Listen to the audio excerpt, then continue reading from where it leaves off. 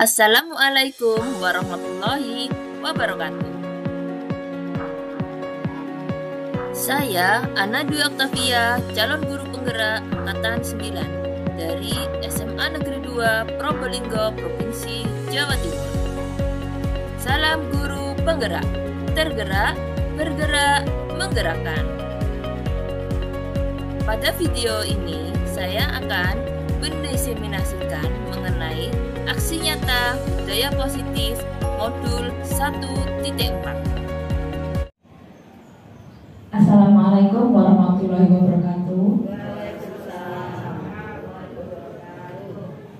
Yang terhormat Kepala SMA Negeri 2 Probolinggo dan Bapak Ibu Guru yang saya hormati, terima kasih saya ucapkan kehadiran Bapak Ibu Guru dalam ruang pertemuan ini dalam rangka diseminasi budaya positif saya dalam rangka memenuhi tugas aksi nyata pada modul 1.4.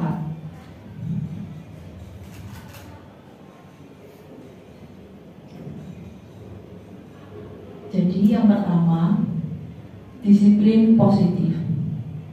Disiplin positif ada kaitannya dengan perubahan paradigma dan nilai-nilai dari kebajikan universal. Di sini, Bapak Ibu Guru nanti akan mempraktekkan. Jadi, Bapak Ibu Guru bisa mencari pasangan yang terdekat.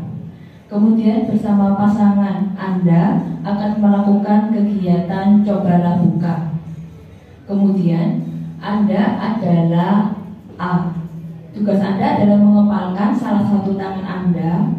Kemudian Anda bayangkan bahwa Anda itu menyimpan sesuatu yang sangat berharga di dalam kepalan tangan Anda. Kemudian Anda perlu menjaga benda tersebut sekuat tenaga Anda, karena begitu pentingnya untuk kehidupan Anda.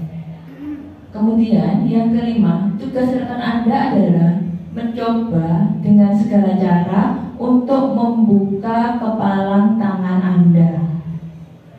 Kemudian teman Anda yang B boleh membujuk, mengintimidasi, memarahi, menggoda, ataupun menggelitik, bahkan menawari Anda uang agar Anda bersedia membuka kepalan tangan Anda. Cobalah lakukan kegiatan cobalah buka di atas dengan teman Anda B secara bergantian. Masing-masing A dan B memiliki waktu 30 detik saja. Apakah Bapak Ibu sudah siap? Siap. Oke, mari kita lakukan mulai sekarang.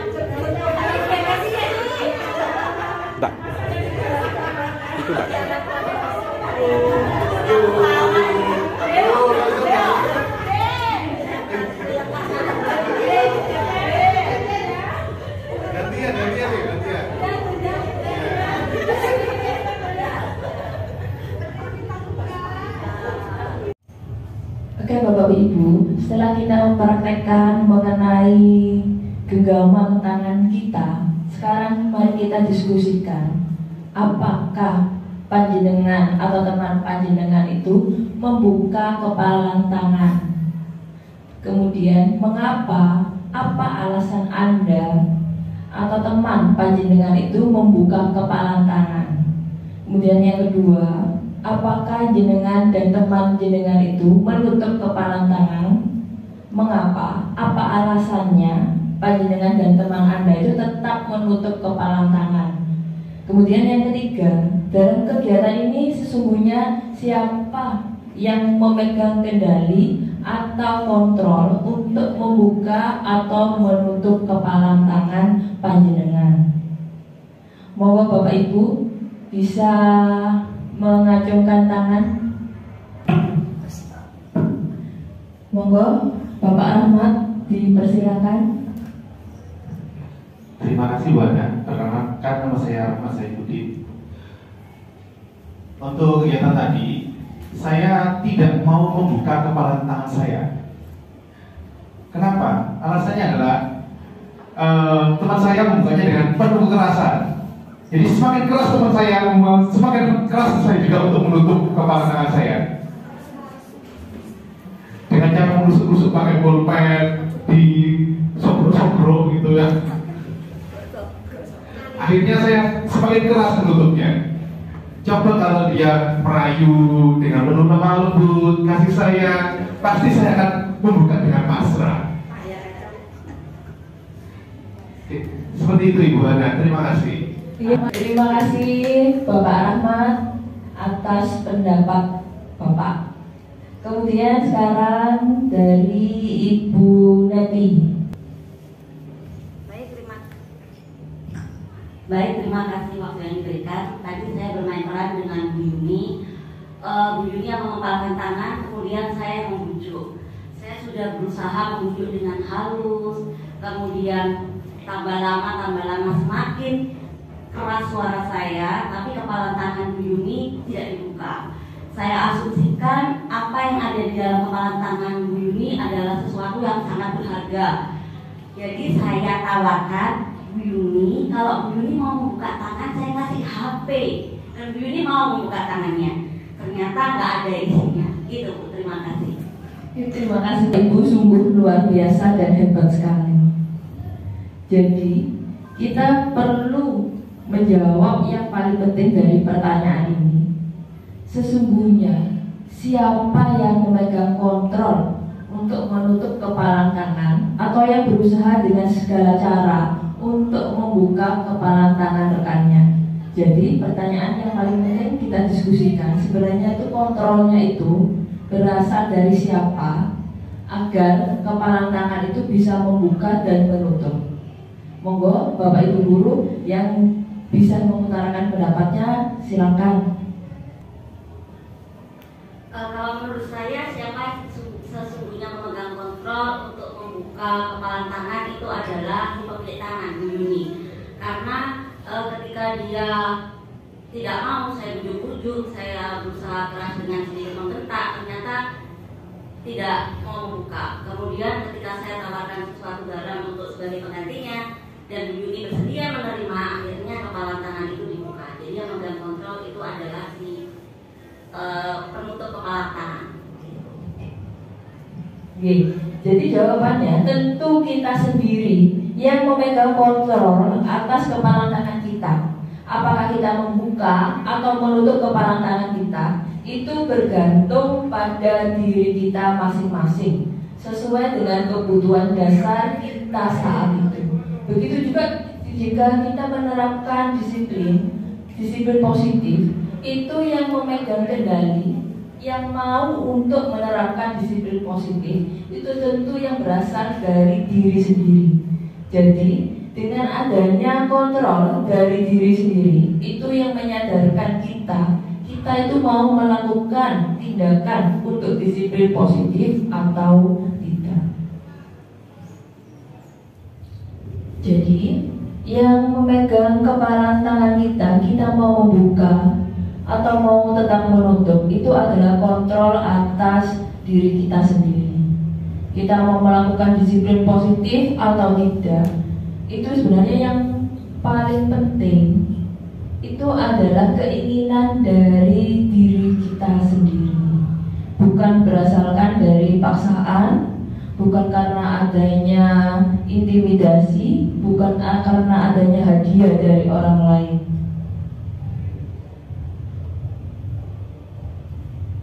Jadi ilusi guru yang mengontrol murid. Guru tidak dapat memaksa murid untuk berbuat sesuatu jikalau murid tersebut memilih untuk tidak melakukannya. Walaupun tampaknya guru sedang mengontrol perilaku murid, hal demikian terjadi karena murid sedang mengizinkan dirinya dikontrol. Jadi, walaupun guru itu memaksa murid, itu sebenarnya bukanlah hal yang efektif.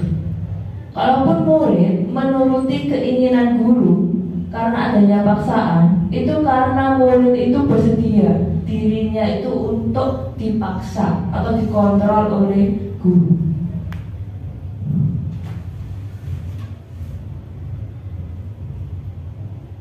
Kemudian ilusi bahwa semua penguatan positif itu efektif dan bermanfaat.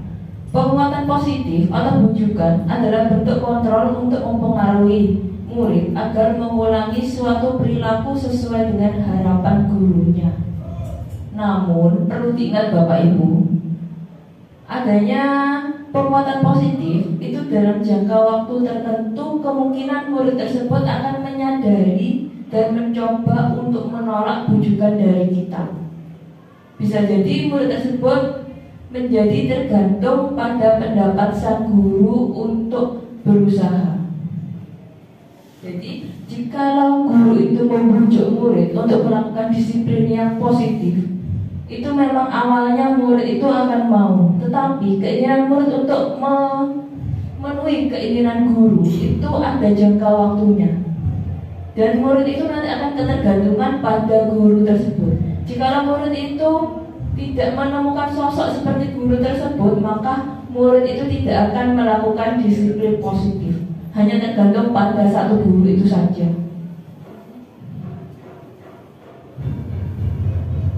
Kemudian adanya ilusi bahwa kritik akan membuat orang merasa bersalah sehingga dapat menguatkan karakter.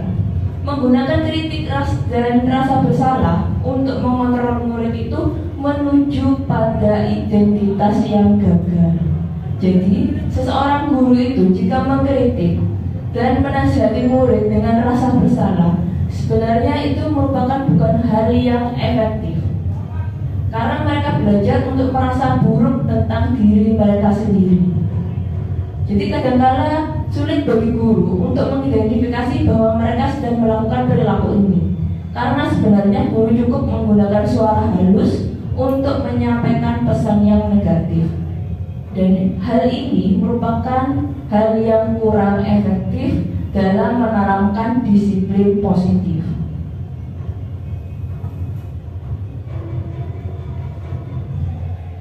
Kemudian ada ilusi bahwa orang dewasa memiliki hak untuk memaksa. Banyak orang dewasa yang percaya bahwa mereka memiliki tanggung jawab untuk membuat murid-murid berbuat hal tertentu. Dan perilaku paksaan dari orang dewasa ini tidak akan efektif untuk jangka panjang. Dan sebuah hubungan permusuhan akan terbentuk. Jadi, selain dengan adanya kritikan dan membuat murid itu merasa bersalah dan memaksa kepada murid untuk melakukan sesuatu, itu merupakan bukan hal yang efektif dan ada jangka waktunya.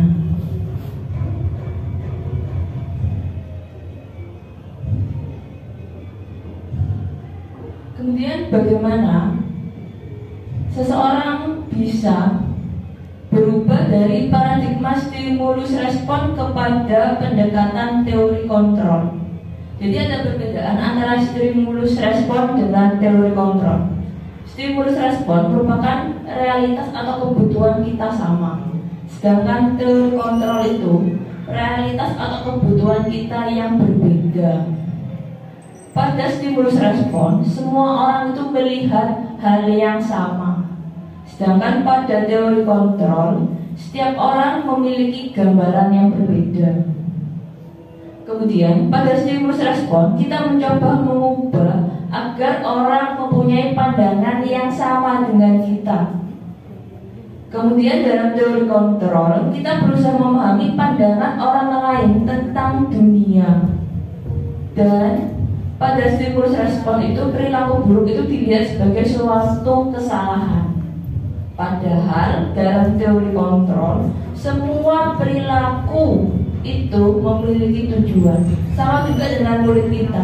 Murid kita berperilaku yang buruk, misalkan tidur, tidak mendengarkan guru dalam pembelajaran, kemudian berkeliling di dalam kelas. Itu sebenarnya mereka itu memiliki tujuan atau memiliki kebutuhan dari mereka yang belum terpenuhi, sehingga mereka melakukan hal tersebut.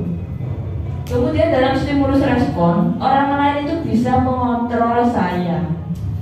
Dalam teori kontrol, hanya Anda yang bisa mengontrol diri Anda. Dalam stimulus respon, saya bisa mengontrol orang lain. Dalam teori kontrol, Anda itu tidak bisa mengontrol orang lain.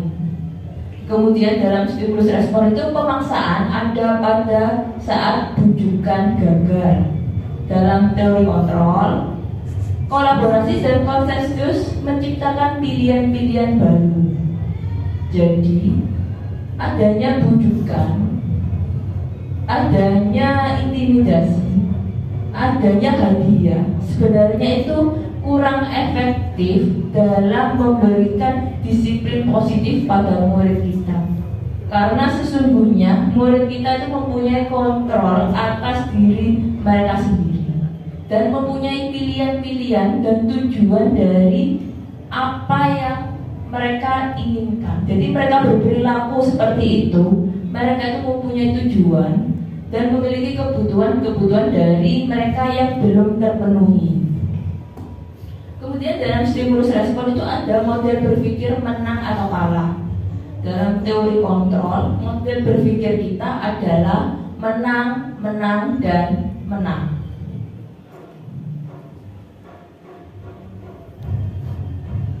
Kemudian dalam rangka menciptakan lingkungan yang positif, salah satu strategi yang perlu kita tinjau kembali adalah penerapan disiplin di sekolah. Apakah telah efektif? Apakah masih perlu disiplin di sekolah itu kita tinjau kembali? Kemudian, apa sesungguhnya arti dari disiplin itu sendiri? Kemudian, apa kaitan disiplin itu dengan nilai-nilai kebajikan? Jadi, kita perlu bertanya, apa sih disiplin itu? Jadi, kebanyakan orang akan menghubungkan disiplin itu dengan tata tertib, teratur, dan kepatuhan pada peraturan. Bahkan disiplin itu seringkali dihubungkan dengan hukuman. Padahal dengan adanya hukuman itu tidak efektif untuk mendisiplinkan anak. Jikalau ada hukuman, itu adalah salah satu alternatif terakhir dan bila perlu tidak digunakan sama sekali.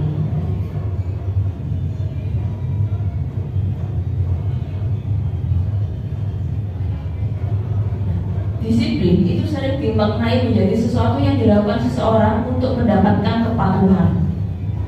Kita cenderung menghubungkan kata disiplin dengan ketidaknyamanan.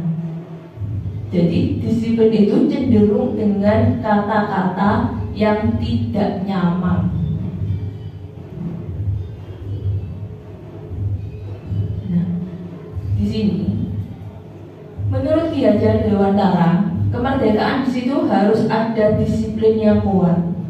Sesungguhnya disiplin itu bersifat self-disiplin, yaitu kita sendiri yang mewajibkan kita dengan sekeras-kerasnya, tetapi itu sama saja.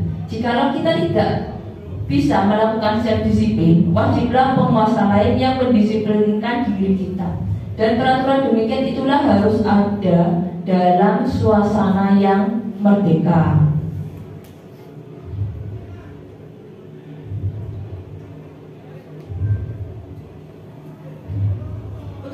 suatu kemerdekaan, kita perlu menciptakan murid yang merdeka. Syarat utamanya yaitu adanya disiplin yang kuat. Nah, disiplin yang kuat itu sangat efektif apabila disiplin itu disertai dengan adanya motivasi yang berasal dari internal, bukan dari pihak lain yang melakukan paksaan untuk mendisiplinkan murid.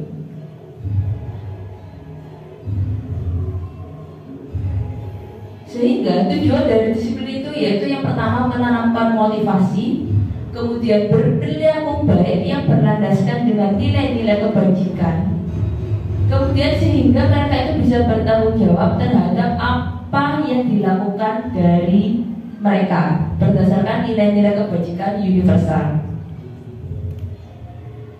Dalam kurikulum merdeka, nilai-nilai kebajikan universal itu dihubungkan dalam profil pelajar Pancasila. Nah, di sini Bapak Ibu Guru, saya ingin mengingat kembali, kita bersama mengingat kembali ada berapa dimensi dalam profil pelajar Pancasila. Monggo Bapak Ibu Guru yang bisa mengingat kembali atau menyebutkan dari dimensi profil pelajar Pancasila. Monggo dipersilakan. Monggo Bu Anariska dipersilahkan. Terima kasih atas kesempatannya. Saya Anariska. Profil pelajar Pancasila ya tadi. Itu yang pertama adalah beriman dan bertakwa kepada Tuhan Yang Maha Esa. Kemudian ada mandiri, kemudian bergotong royong, berkebinekaan global, kreatif, dan bernalar. Alhamdulillah Bapak Ibu Guru SMA Negeri 2 mengingat kembali mengenai profil pelajar Pancasila. Tepuk tangan buat kita semua.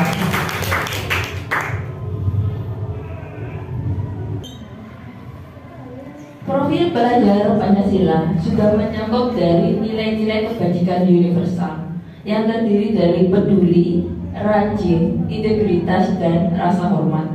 Dari nilai-nilai kebajikan universal itu sudah dirangkum dalam dimensi profil pelajar Pancasila, di mana dalam peduli terdiri dari terus terang, komitmen, percaya diri, tegang rasa, dan gotong royong. Kemudian dalam nilai-nilai kebajikan rajin itu terdiri dari semangat, dermawan, dan rendah hati. Kemudian dalam nilai-nilai kebajikan universal, integritas itu terdiri dari keadilan, bersahaja, dan keteguhan hati. Kemudian dari rasa hormat terdiri dari tanggung jawab, toleransi, ketegasan, dan pengertian. Demikian dari nilai-nilai kebajikan universal itu yang berhubungan dengan profil pelajar Pancasila. Kemudian kita menginjak kepada teori motivasi, hukuman, dan penghargaan. Di sini ada kasus Bapak Ibu. Kasusnya yaitu Iva kurang menguasai pelajaran matematika, sehingga pada saat pelajaran tersebut berlangsung, dia lebih banyak berdiam diri atau menggambar di buku pelajarannya. Pada saat guru matematikanya, Pak Seno, menanyakan pertanyaan, Iva menjadi gugup dan tidak sengaja menjatuhkan tasnya dari kursi, serta tiba-tiba menjadi gagap pada saat berupaya menjawab. Seluruh kelas pun tertawa melihat perilaku Iva yang berbicara tergagap dan terkejut tersebut. Pak Seno pada saat itu membiarkan teman-teman Iva menertawakan Iva yang tergagap dan malu luar biasa, dan malahan minta Iva untuk maju ke depan dan berdiri di depan kelas sambil menunjuk hidungnya karena tidak bisa menjawab pertanyaan Pak Seno. Kelas semakin gaduh dan anak-anak pun tertawa melihat Iva di depan kelas memegang ujung hidungnya. Apakah panjenengan semua setuju dengan tindakan Pak Seno terhadap Iva? Mengapa? Menurut panjenengan, tindakan Pak Seno terhadap Iva adalah sebuah hukuman atau konsekuensi. Mengapa? Oke, kemudian Pak Bayu, saya minta tolong untuk membagikan kasus dari IFA tersebut.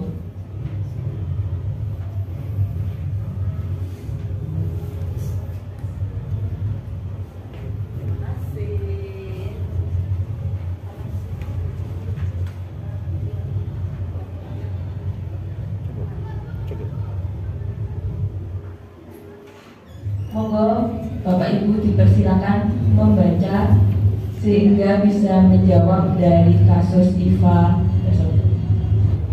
Monggo Bapak Ibu yang mau menjawab pertanyaan dari kasus ini. Monggo Bu Lita. Monggo Bu Lita dipersilakan.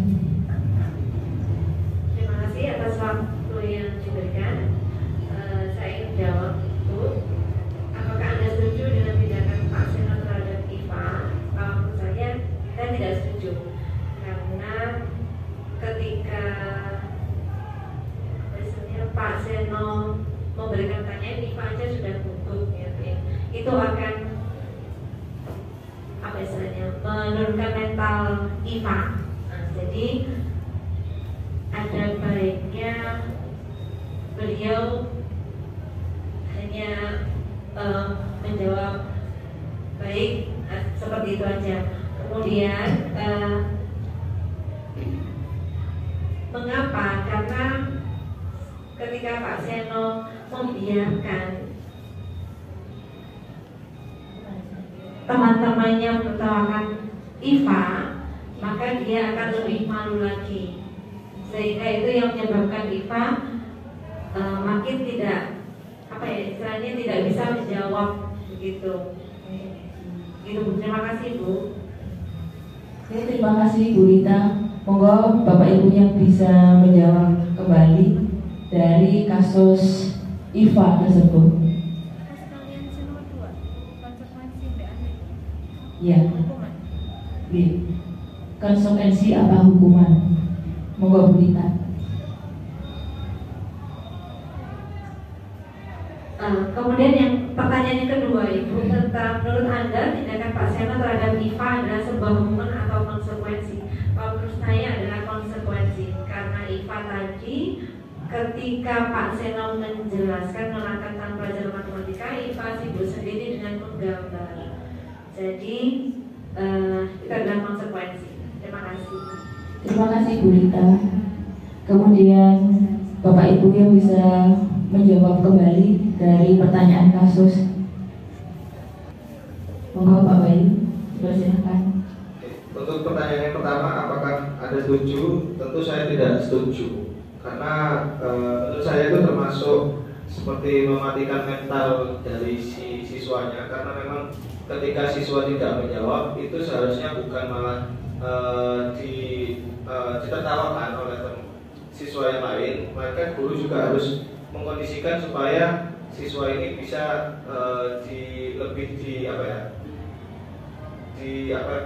supaya lebih tenang gitu, supaya tidak si IFA-nya itu supaya tidak kena mental gitu. Terus untuk yang kedua, tindakan Pak Seno terhadap IFA adalah menurut saya itu hukuman, karena yang perilaku dari Pak Seno sendiri yang kedua adalah menyuruh IFA untuk maju dan memegang hidungnya. Nah, itu kan juga termasuk salah satu hukuman, bukan konsekuensi menurut saya. Kalau misalkan konsekuensi itu yang IFA dapatkan sendiri. Misalkan ketika dia tidak mendengarkan, berarti ya konsekuensinya IFA tidak akan paham materi tersebut. Seperti itu. Oke, terima kasih jawaban dari Bapak Ibu, luar biasa sekali. Tepuk tangan buat mereka semua. Terima kasih jawaban dari Bapak Ibu, luar biasa sekali. Sekarang kita akan membedakan antara hukuman dan konsekuensi. Hukuman itu bersifat tidak terencana atau tiba-tiba. Anak atau murid tidak tahu apa yang akan terjadi dan tidak dilibatkan. Dan hukuman itu bersifat satu arah. Jadi dengan adanya hukuman itu tidak melalui kesepakatan antara guru dan murid. hukuman diberikan itu bisa berupa fisik maupun psikis. Jadi murid atau anak itu disakiti oleh suatu perbuatan atau kata-kata kita. Nah, perbedaan dengan konsekuensi.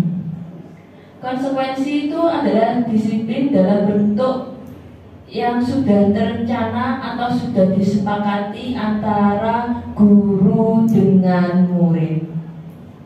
Jadi kalau hukuman itu tidak disepakati antara guru dengan murid, kalau konsekuensi itu sudah disepakati antara guru dengan murid. Jadi murid itu sudah mengetahui sebelumnya konsekuensi yang akan diterima bila adanya pelanggaran. Tetapi pada intinya hukuman dan konsekuensi itu sama-sama memberikan rasa tidak nyaman kepada murid. Jadi Bapak Ibu, dalam kasus sebelumnya Iva bila melihat dari pengertian hukuman dan konsekuensi, jadi apakah Iva itu dihukum atau Iva itu dengan rela menerima konsekuensinya? Bagaimana Bapak Ibu?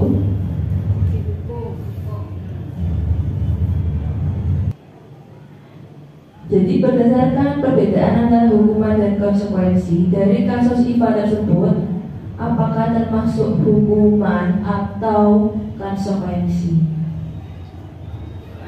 Monggo.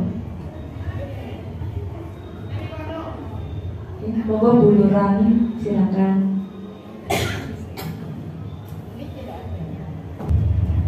Iya, monggo Bu Nurani dipersilakan.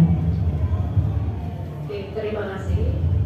Kalau menurut saya berdasarkan kasus tadi, yang diperoleh Iva adalah hukuman karena tidak diceritakan sebelumnya bahwa ada kesepakatan antara murid dan guru.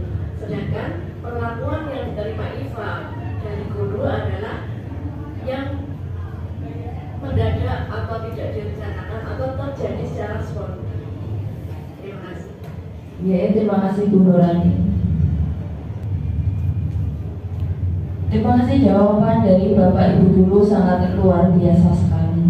Jadi setelah kita mengetahui perbedaan hukuman dan konsekuensi dari kasus Iva tersebut, itu merupakan adalah hukuman. Karena hukuman itu bukan hanya suatu perbuatan, tetapi kata-kata yang bisa menyakiti murid dan tidak ada kesepakatan antara guru dengan murid. Sedangkan konsekuensinya itu sudah ada kesepakatan antara guru dengan murid apabila terjadi pelanggaran.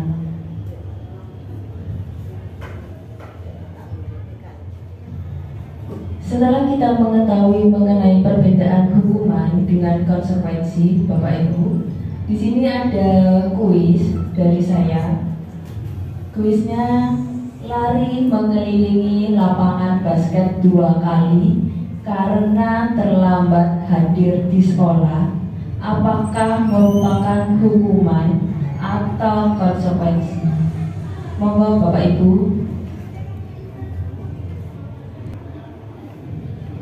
Monggo berdiri dipersilakan. Mic-nya monggo.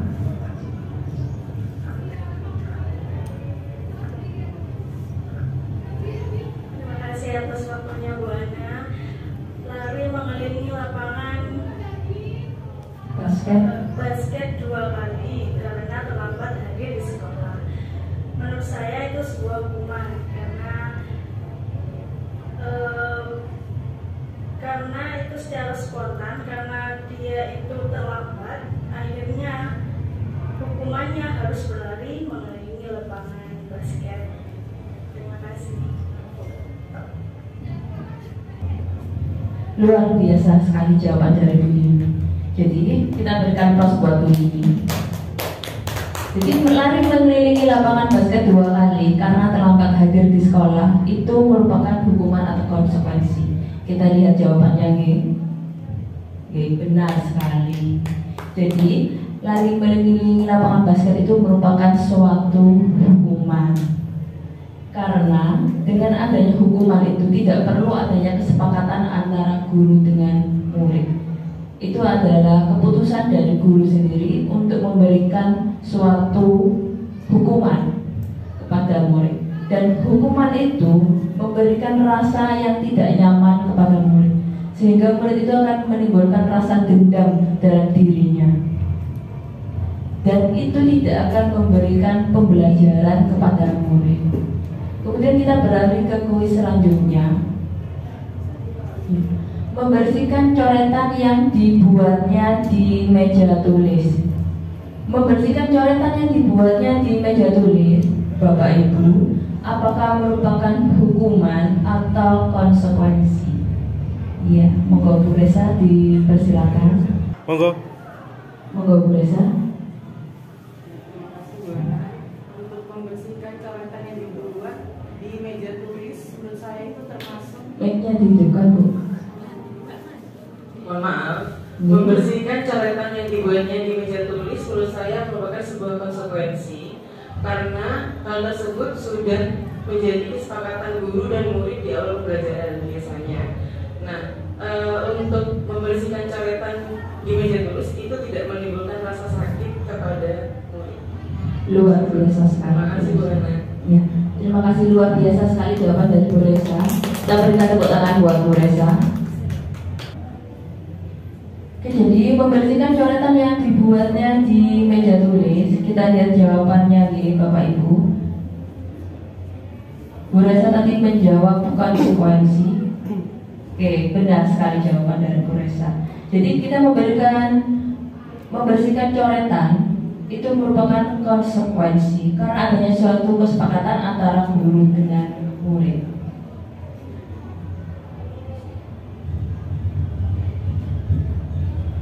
Di sini ada kasus kedua Bapak Ibu. Tadi yang sudah dibagikan Pak Bayu itu sudah ada kasus keduanya. Ibu Anas, guru kelas 2 SD, mendapatkan masalah. Murid-muridnya tidak bisa tertib berdiri antri di depan pintu kelas dan selalu berebutan masuk ke dalam kelas setelah jam istirahat usai. Ini tentunya sangat mengganggu proses pembelajaran, di mana kelas tidak dapat mulai tepat waktu karena Ibu Anas sibuk menenangkan murid-muridnya untuk waktu yang cukup lama. Akhirnya, Bu Anas berpikir cepat dan mengandalkan stiker bintang. Setiap murid-muridnya akan masuk kelas usai jam istirahat. Bu Anas akan mengiming-imingi murid-muridnya dengan stiker bintang. Siapa yang dapat berdiri lurus dan berbaris rapi antri di depan pintu dapat bintang dari Bu Anas. Sebagian besar murid-muridnya menyambut tantangan tersebut dan langsung berdiri rapi di depan pintu agar mendapatkan stiker bintang. Hal ini terus dilakukan Bu Anas selama beberapa minggu karena cukup berhasil membuat murid-muridnya berdiri rapi antri di depan pintu. Sampai pada suatu saat Bu Anas sakit dan terpaksa digantikan Pak Heru. Pak Heru tidak mengetahui tentang stiker bintang dan benar saja pada saat masuk kelas usai jam istirahat, murid-murid kelas 2 kembali berebutan masuk kelas. Apa yang terjadi? Mengapa? Kira-kira apa Bapak Ibu motivasi murid-murid kelas 2 untuk bersedia berdiri antri sebelum masuk kelas? Monggo Bapak Ibu dipersilakan. Monggo Pak Bayu dipersilakan. Baik, terima kasih. Menurut saya motivasi murid-murid kelas 2 itu tadi karena adanya sebuah penghargaan terhadap mereka ketika mereka bisa berdiri rapi itu mendapatkan bintang.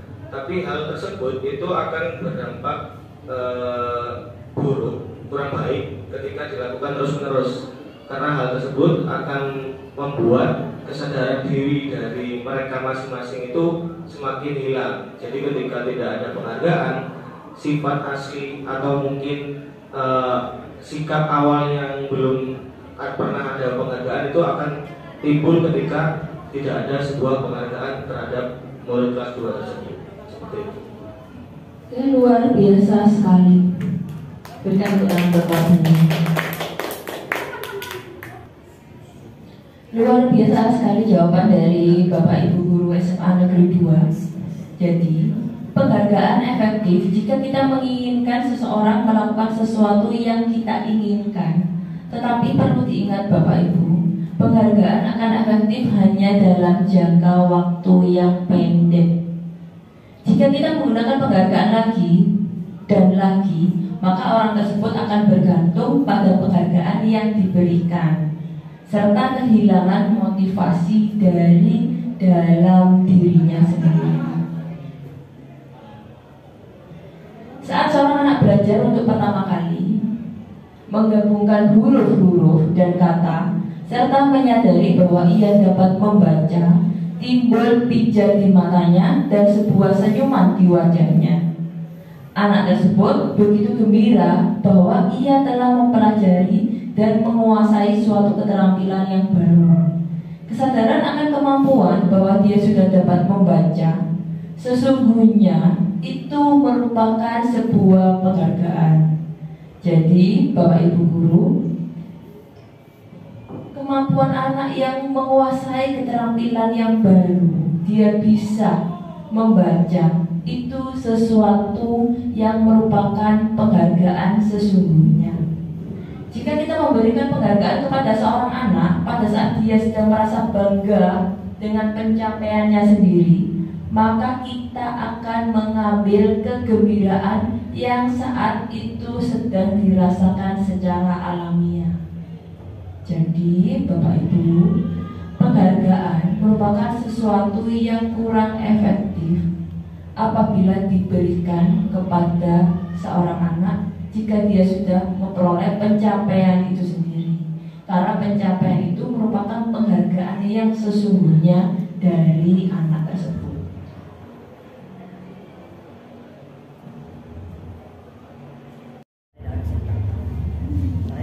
Oke Bapak Ibu, sekarang kita menginjak yang ketiga, yaitu mengenai keyakinan kelas.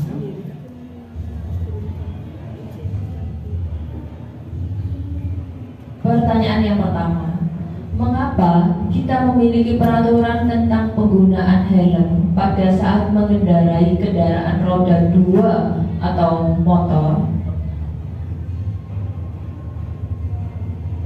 Kemungkinan jawaban dari panjenengan semua adalah untuk keselamatan. Kemudian pertanyaan yang kedua, mengapa kita memiliki peraturan tentang penggunaan masker dan mencuci tangan setiap saat ketika pandemi COVID-19? Kemungkinan jawaban dari panjenengan semua yaitu untuk kesehatan atau untuk keselamatan. Nilai-nilai keselamatan atau kesehatan inilah yang kita sebut sebagai suatu keyakinan, yaitu nilai-nilai kebajikan universal yang disepakati secara tersirat dan tersurat, lepas dari latar belakang suku, negara, bahasa, maupun agama. Penting sekali, di sekolah atau kelas, murid-murid pun perlu mendengarkan dan memahami arti sesungguhnya tentang peraturan-peraturan yang diberikan. Apa nilai-nilai kebajikan di balik peraturan tersebut? Apa tujuan utamanya, dan menjadi tidak tertarik atau takut sehingga hanya sekedar mengikuti serangkaian peraturan-peraturan yang mengatur mereka tanpa memahami tujuan mulianya. Bagaimana membentuk keyakinan sekolah atau kelas? Yang pertama, keyakinan kelas itu bersifat lebih abstrak daripada peraturan yang lebih rinci dan konkret. Yang kedua, keyakinan kelas itu berupa pernyataan-pernyataan yang universal. Kemudian yang ketiga, pernyataan keyakinan kelas senantiasa dibuat dalam bentuk yang positif. Kemudian yang keempat, keyakinan kelas hendaknya tidak terlalu banyak sehingga mudah diingat dan dipahami oleh semua warga kelas. Yang kelima, keyakinan kelas sebaiknya sesuatu yang dapat diterapkan di lingkungan tersebut. Yang keenam, semua warga kelas hendaknya ikut berkontribusi dalam membuat keyakinan kelas lewat kegiatan curah pendapat. Yang ketujuh, bersedia meninjau kembali keyakinan kelas dari waktu ke waktu. Bagaimana bentuk keyakinan sekolah atau kelas? Jadi, Bapak Ibu guru, cara membentuk keyakinan kelas atau sekolah. Di sini ada contoh dari keyakinan kelas. Keyakinan kelas yang pertama, setiap anggota kelas perlu belajar. Setiap anggota kelas perlu senang. Yang ketiga, setiap anggota kelas perlu melakukan tugas. Yang keempat, setiap anggota kelas perlu saling menghargai. Dan yang kelima, setiap anggota kelas perlu merasa aman. Contoh lain dari keyakinan kelas yang ketujuh, yaitu hormat. Ketika meyakini bahwa sangat penting untuk menghormati semua orang dan barang milik orang lain. Bekerja, kami meyakini bahwa sangat penting untuk mengerjakan segala pekerjaan atau mengikuti kegiatan yang telah ditugaskan. Kemudian diterima dan dimiliki. Kami meyakini bahwa sangat penting untuk merasa diterima pada suatu kelompok dan saling peduli satu dengan yang lainnya. Bagaimana? Mari kita susun keyakinan kelas sebagai pedoman dalam berperilaku sehingga siswa itu menyadari kebermanfaatannya daripada hanya sekedar mematuhi peraturan sekolah. Dan di sini Bapak Ibu guru, Bapak Ibu sekarang buatlah mengenai tugas guru dan tugas murid. Nanti Pak Rahmat, saya minta tolong nanti dibagikan kertas dan spidolnya. Jadi Bapak Ibu guru menuliskan tugas guru apa saja, tugas murid apa saja, dan guru tugasnya bukan apa. Contohnya, guru tugasnya bukan menyakiti, guru tugasnya bukan memaksa, tetapi guru bertugas mengajar, mendidik, dan menegakkan peraturan kelas. Kemudian Bapak Ibu juga menuliskan murid tugasnya apa? Belajar, mencoba, mendengarkan.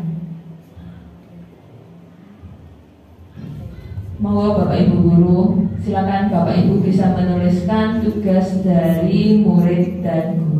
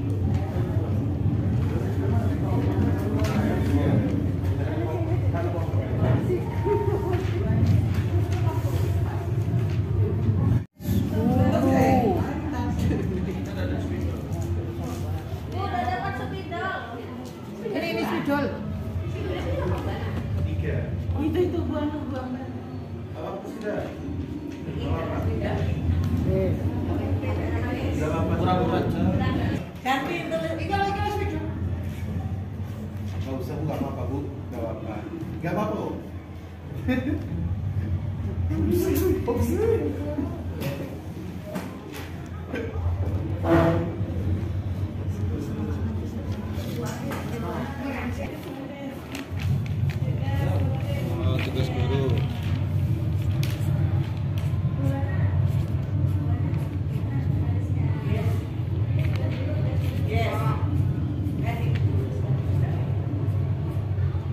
Tugas guru.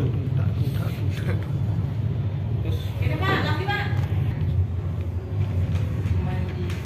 Satu, mana ya? Menjawab pertanyaan. Memberi nilai, buana, BPS. Tugas guru. Diskusi pokoknya. Nyata ya. Memberi nilai ya? Memberi nilai. Mengatur kelas.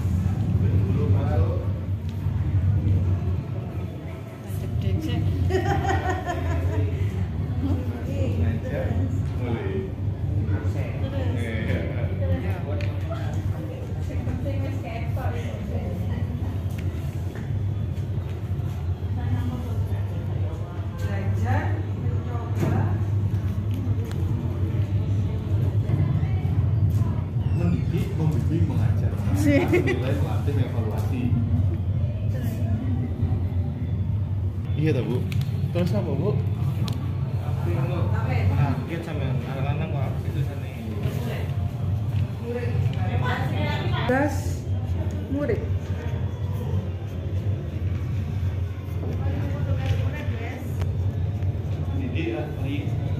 Belajar. Tugas murid adalah belajar. Mendengarkan guru memberi materi. Ini mendengarkan guru saat memberi materi gitu ya.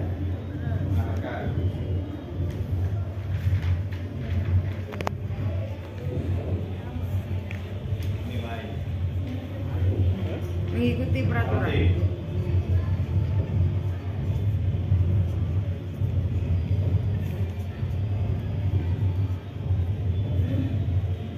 Mencoba. Coba apa hal baru atau mencoba? Oh iya, mencoba tugas. Coba pengetahuan baru apa? Iya, pengetahuan baru.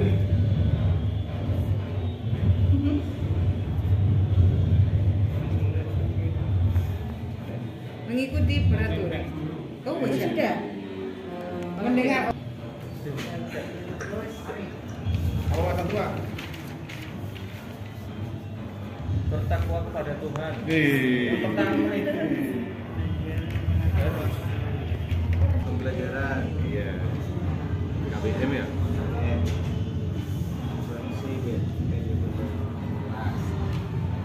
Oh, pembelajaran.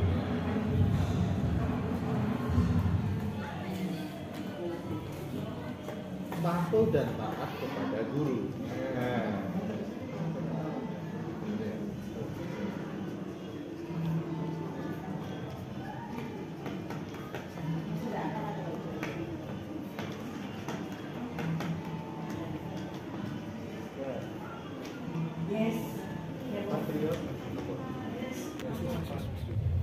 Setelah Bapak Ibu Guru menuliskan mengenai tugas guru dan murid, sekarang kita menginjak pada kebutuhan dasar manusia.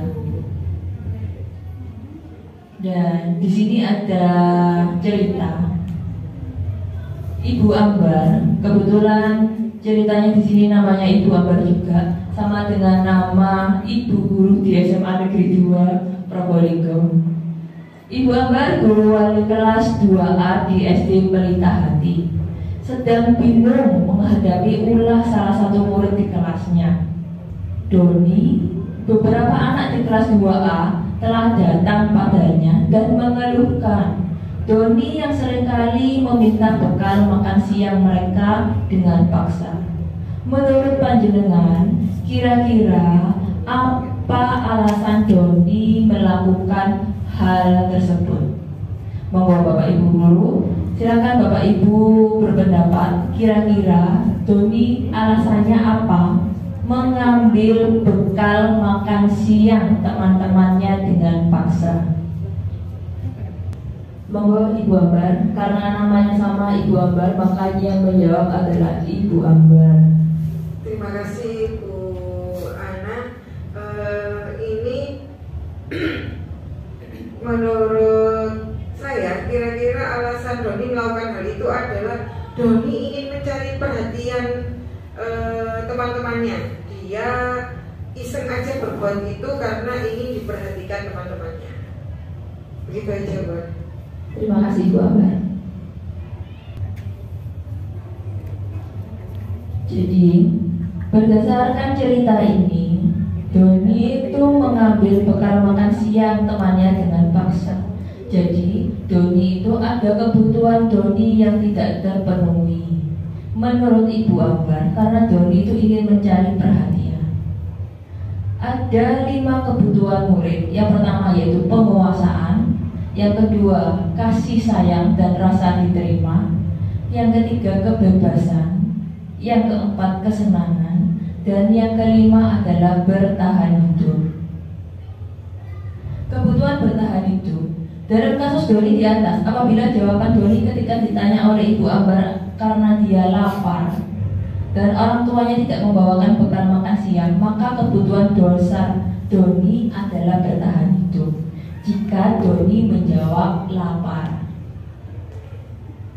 dan jika Doni menjawab alasannya karena mengambil bekal temannya karena dia merasa senang temannya jadi memperhatikan dia, jadi jawaban Ibu Ambar tadi karena Doni itu ingin diperhatikan, maka kebutuhan dari Doni yang belum terpenuhi adalah kebutuhan kasih sayang dan rasa diterima. Kemudian selanjutnya, jika jawaban dari Doni itu ingin merasa hebat karena temannya itu jadi takut dengan dia dan harus menuruti keinginan Doni, maka kebutuhan yang belum dipenuhi Doni yaitu kebutuhan penguasaan, kebutuhan pengakuan atas kemampuannya. Kemudian jika jawaban Doni menjawab dia merasa bosan dengan bekal makanan yang dibawakan ibunya dari rumah karena ibunya selalu membawakan bekal yang sama. Oleh karena itu dia ingin mencoba makanan teman-temannya yang beraneka ragam. Maka Doni sedang berusaha memenuhi kebutuhannya akan kebebasan.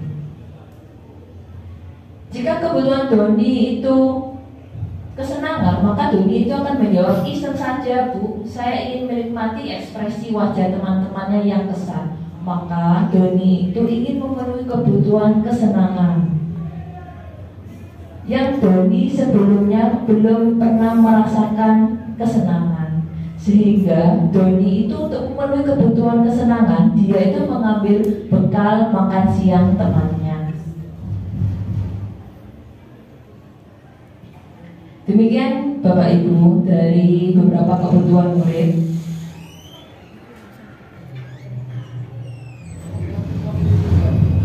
Oke Bapak Ibu guru, sekarang kita berada pada poin langkah 5 posisi kontrol atau restitusi. Restitusi 5 posisi kontrol oleh guru. Yang pertama yaitu posisi kontrol sebagai penghukum. Kemudian yang kedua posisi kontrol sebagai pembuat merasa bersalah. Yang ketiga posisi kontrol teman. Yang keempat posisi kontrol pemantau. Yang kelima yaitu posisi kontrol manajer. Berikut perbedaan kelima posisi kontrol tersebut.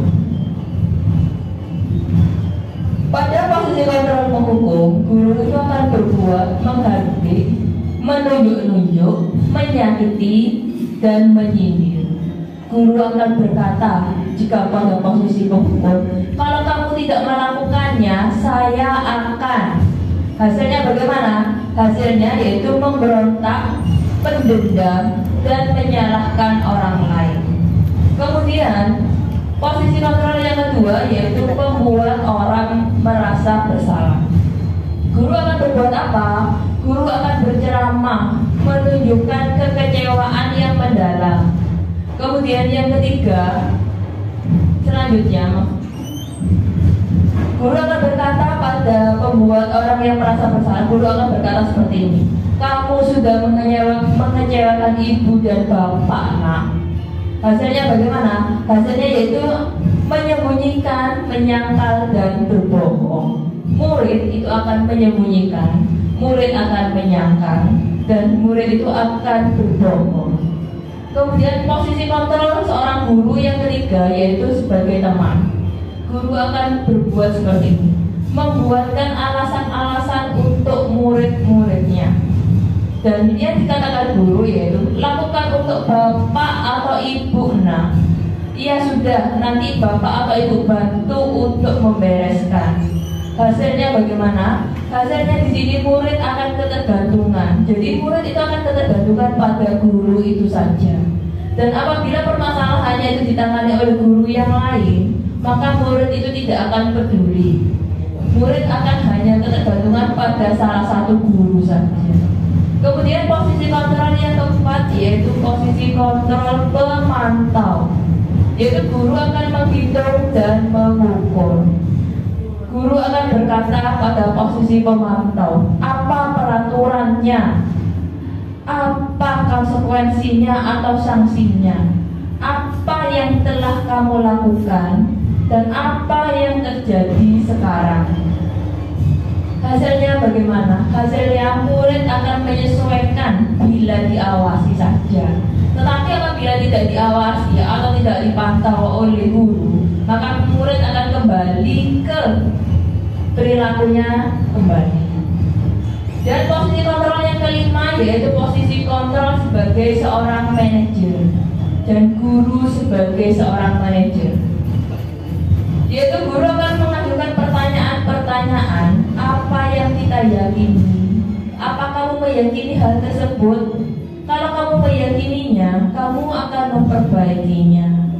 Kalau kamu memperbaikinya, jadi kira-kira hal tersebut akan menggambarkan apa tentang dirimu.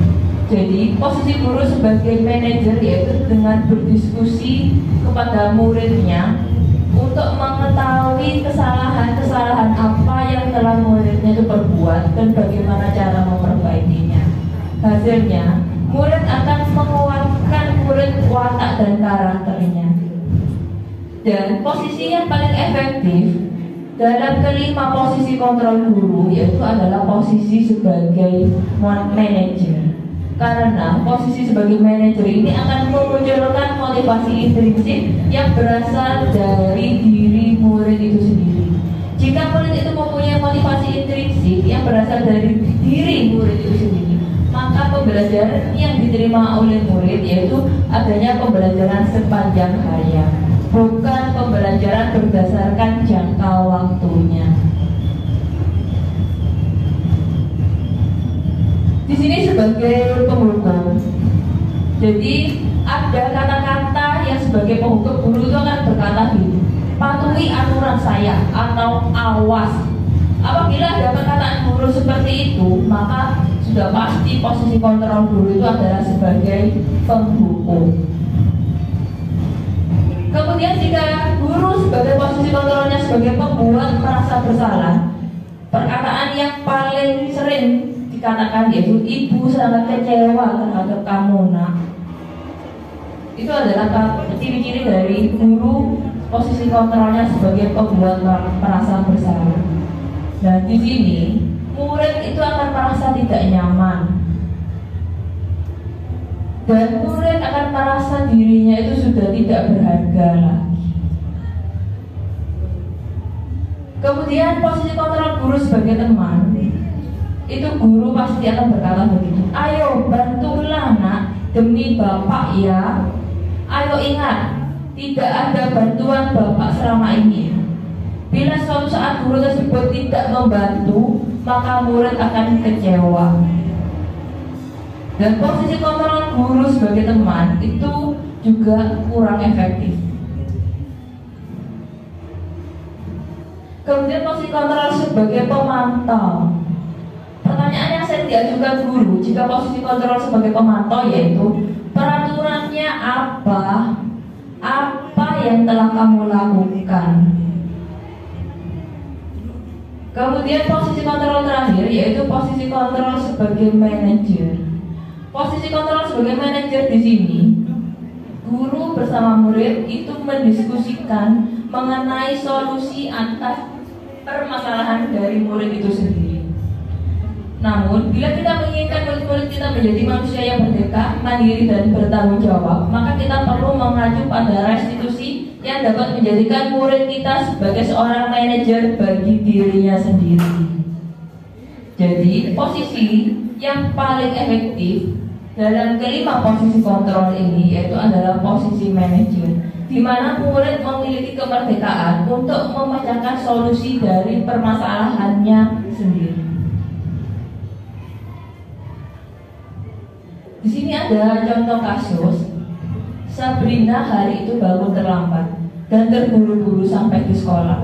Dia pun akhirnya sampai di gerbang sekolah, tetapi baru menyadari kalau tidak menggunakan sepatu hitam seperti tertera di peraturan sekolah.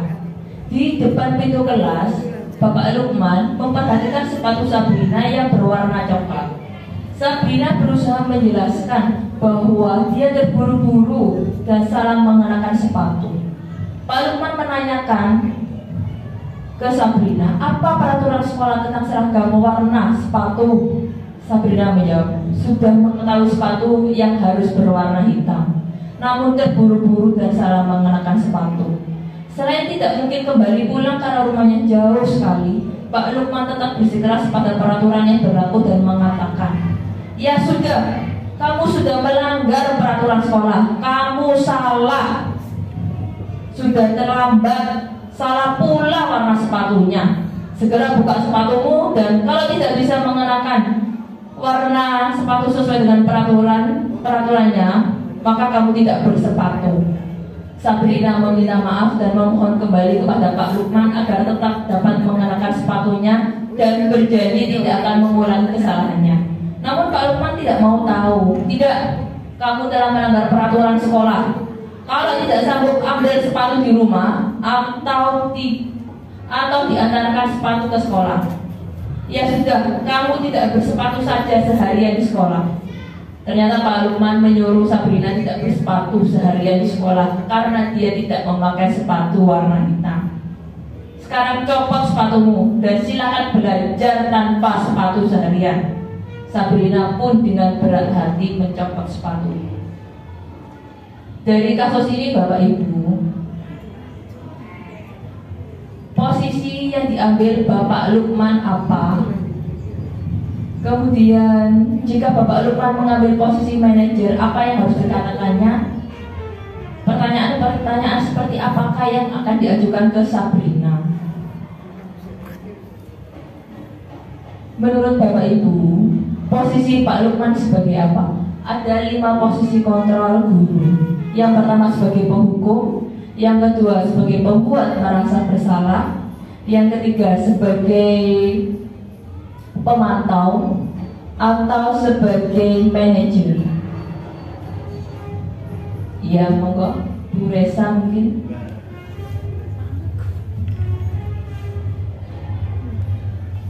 Baik, terima kasih Bu Ana. Menurut saya posisi Pak Lukman di sini sebagai penghukum bisa dilihat dari kata-katanya kepada Sabrina tadi, bahwa dia bilang taruh saja sepatunya, nggak usah pakai sepatu sampai pelajaran nanti. Itu menurut saya sudah hukuman untuk Sabrina. Nah, kalau ini menjadi posisi manajer, maka seharusnya kata-kata Pak Lukman adalah sebagai berikut. Menurut kamu keyakinan di sekolah kita seperti apa? Sudah tahu kan? Lalu misal kalau ada yang salah dengan kesalahan kamu, bagaimana memperbaikinya? Mungkin seperti itu, Bu Ana. Terima kasih. Oke, luar biasa sekali jawaban dari Bu Resa. Jadi posisi Pak Lukman di sini jelas sebagai penghukum. Ada kata-kata, kamu melanggar peraturan sekolah, kamu salah, kamu tidak bersepatu seharian saja di sekolah. Itu posisi Pak Lukman sebagai penghukum.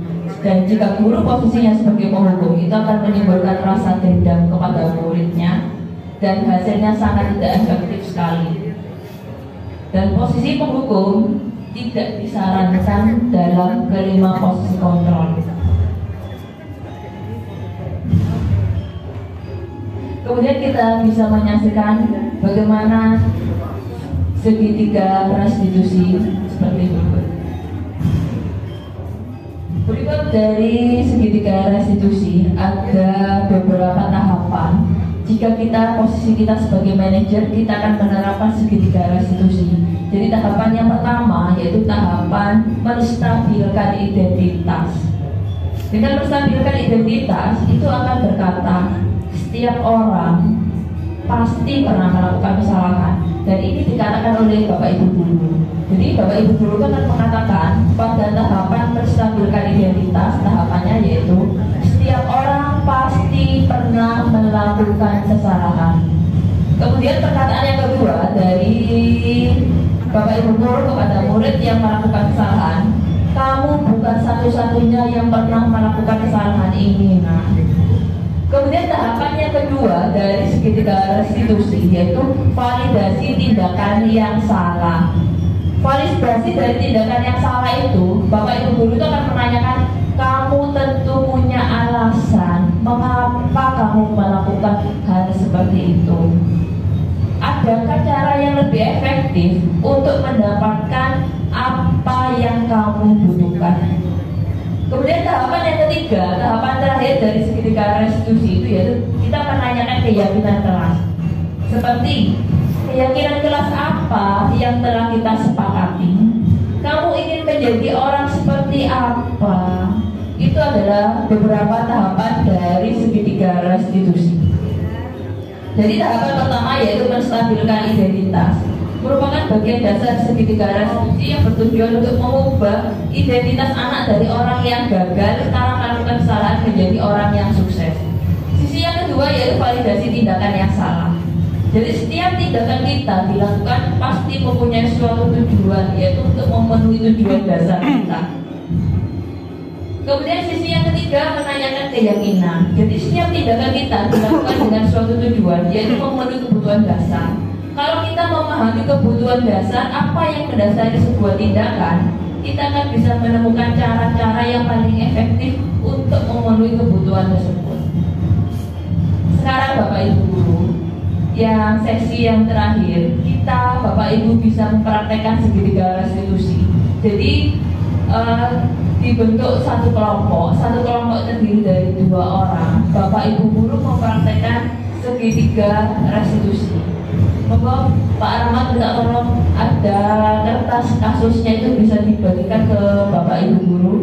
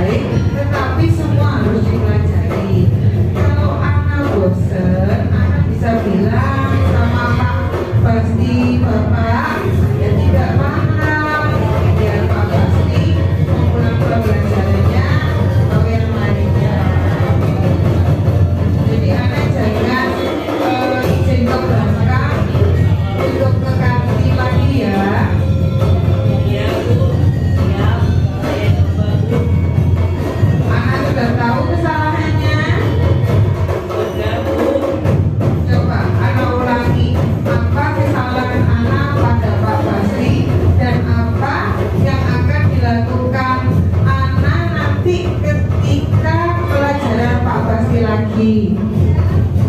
Saran saya sering tidak mengikuti adanya Pak Dewi, sering keluar izin berkali-kali. Lain kali saya tidak izin lagi dan berusaha untuk memahami masalah kita. Kalau tidak bisa, saya tanya sama Pak. Ya, pintar, bagus. Jadi kalian sudah paham ya apa yang tidak boleh dilakukan dan apa yang boleh dilakukan. Ya Bu, saya mengerti. Ya, silakan. Terima kasih. Silakan anak kembali lagi ke kelasnya.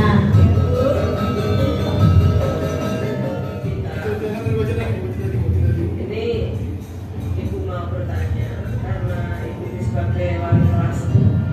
Aku bertanya, kenapa kamu di jamnya Pak Basdi itu sering keluar? Gak apa-apa aja, kembali. Ini ada pendapat setiap kali jamnya Pak Basdi selain alasan kebelet itu Saya itu soalnya itu teman-teman itu apa teman-teman dulu? saya itu kepingin bisa ngobrol sama teman-teman. Pas saya ngomong saya mau cari perhatian ke Pak Basdi, itu teman-teman baru mau ngomong ke saya, Bu. Sebentar, kok minta perhatian itu Putri kok nggak jelas apa maksudnya? Saya itu di kelas itu pendiam, Bu, nggak punya teman. Pas saya banyak ulah, banyak izin ke Pak Basdi, teman-teman itu baru mau ngomong sama saya, mau senyum sama saya, gitu, Bu. Jadi saya ngulangi terus supaya teman-teman itu mau ngobrol sama saya. Kok tambah bingung kok? Penjelasan itu kok tambah kurang ini gimana? Saya nggak punya teman, Bu. Terus pas itu mau jamnya Pak Basdi, saya punya ide ngobrol sama teman-teman. Nanti pas pelajarannya matematika Pak Basdi, biar nggak jenuh, saya sering interupsi untuk izin ke kamar mandi, Bu. Teman-teman setuju semua karena setiap kali saya interupsi, Pak Basdi itu menunda menerangkan, jadi ada jeda, teman-teman nggak jenuh, bisa guyon gitu loh, Bu.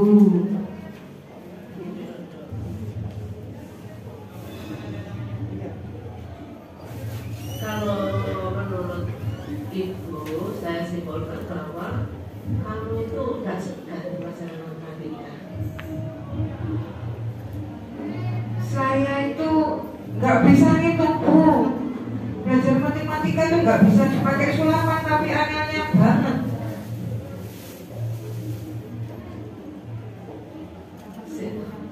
Padahal Pak Basdi itu orangnya juga kemarin, dia juga apa itu cara mengajarnya juga enak. Menurut banyak teman-temanku itu, Putri pernah tanya ya kepada teman-temanku, ternyata Pak Basdi itu juga orang yang pintar dalam untuk mencari metode pengajaran.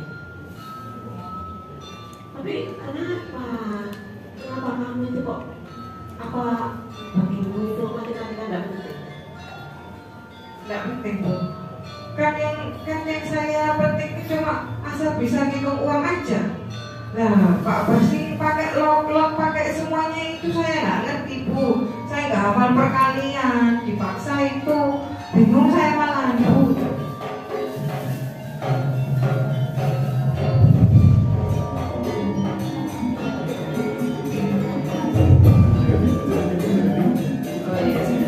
Kalau memang kamu tidak suka dengan pelajaran matematika, bagaimana sarannya Ibu itu kamu menambah pelajaran kursus itu ya, sehingga menambah pelajaran misalnya menambah pelajaran di luar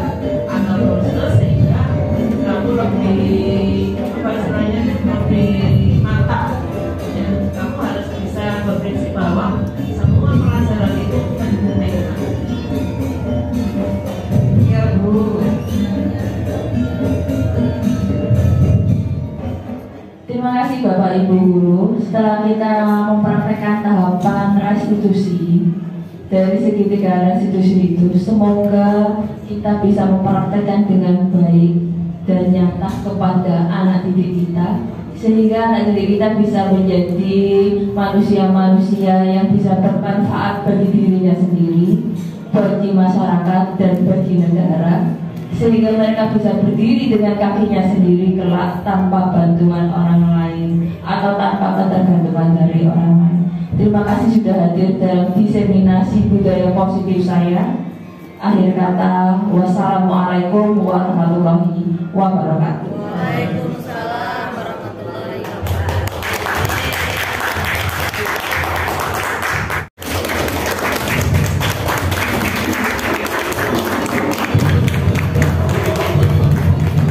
Sekian video diseminasi aksi nyata modul 1.4.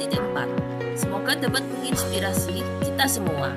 Wassalamualaikum warahmatullahi wabarakatuh.